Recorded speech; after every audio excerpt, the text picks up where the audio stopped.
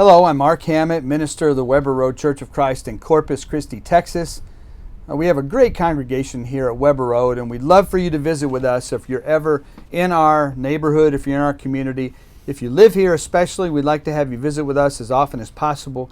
If you're in town on vacation or traveling through or perhaps in training for something, we'd love to have you visit with us on our Sunday and also on Wednesday evenings as we have our Bible classes and our worship assemblies. I hope that for our daily devotional and Bible reading, you'll turn to Psalm 37. Psalm 37 is where we'll be reading from in just a moment. You know, this devotional will be rather personal, and it's kind of off the top of my head, but I thought I'd share this with you. It's been about 10 years since I've been full-time preaching at Weber Road, and then 20 years before that, for a full 20 years, I was the youth minister. But one of the things I enjoyed tremendously during those first 20 years is working with a great man that was actually the preacher here at Weber Road for 46 years. Of course, his name is George Pledger, and his wife Evelyn is still a treasured member of our congregation at Weber Road. But one of the pictures that I have above my computer here in the office is a picture of George on his birthday, and I don't exactly know the date of this. It was probably in the early 2000s. It's kind of a funny picture, but it was one that I'll always remember, and it's when I went with George and Evelyn to Kiko's, and it's a Mexican restaurant here in town, and they put a big sombrero on his head and sang happy birthday to him. It embarrassed them, but it was all in fun. And I enjoy looking at that picture, and every time I look up, just above my computer, there it is. But it reminds me often of the relationship that I was fortunate to have with George and Evelyn. Now, of course, George passed away about 7 years ago, and we miss him greatly. He was a great influence on the church here. He was a great preacher, a great Bible class teacher, and a good friend to me and to many others. But I know many of us have those people in our life that have tremendous influence over us. And we can all name those individuals. I have many in my life, but I'm sure you do too. But the question today also is, who are you an influence over? Who looks up to you? Who sees you as being a mentor or someone that they can go to for a listening ear? Someone that they can rely on and count on. And hopefully you provide that for different people in your life, both family, friends, and also church family members that need your encouragement greatly.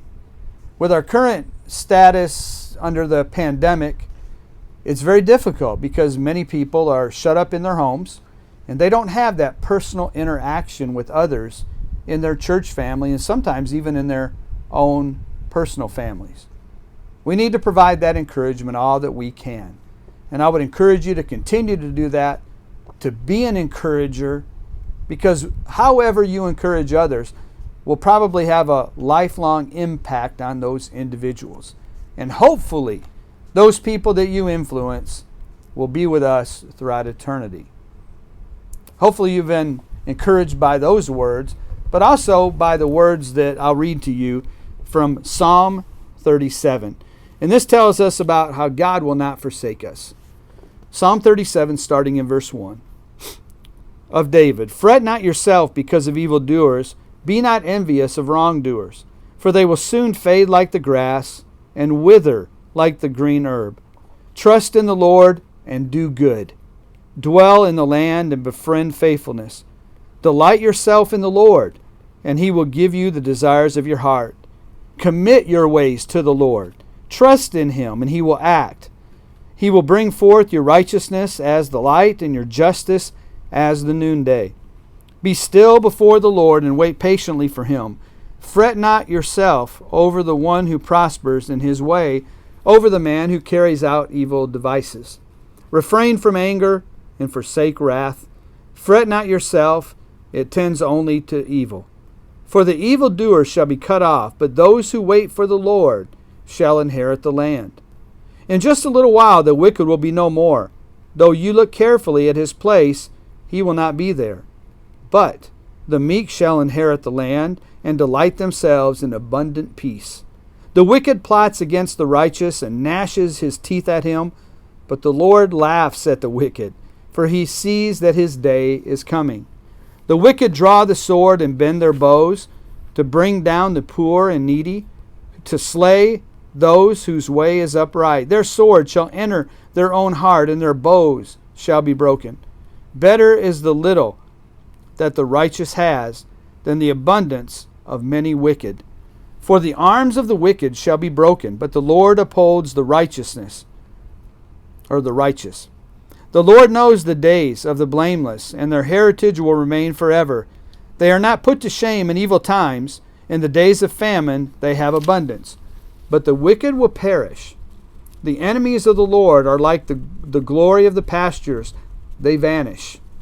Like smoke, they vanish away. The wicked borrows, but does not pay back. But the righteous is generous and gives. For those blessed by the Lord shall inherit the land, but those cursed by him shall be cut off. I'm sorry about that mistake as I was reading. My page accidentally flipped over. But truly, when you think about a passage like that, it tells us just how great and awesome our God is. With all the wickedness around us that we may see, that we may be aware of, realize that never diminishes the greatness and goodness of God.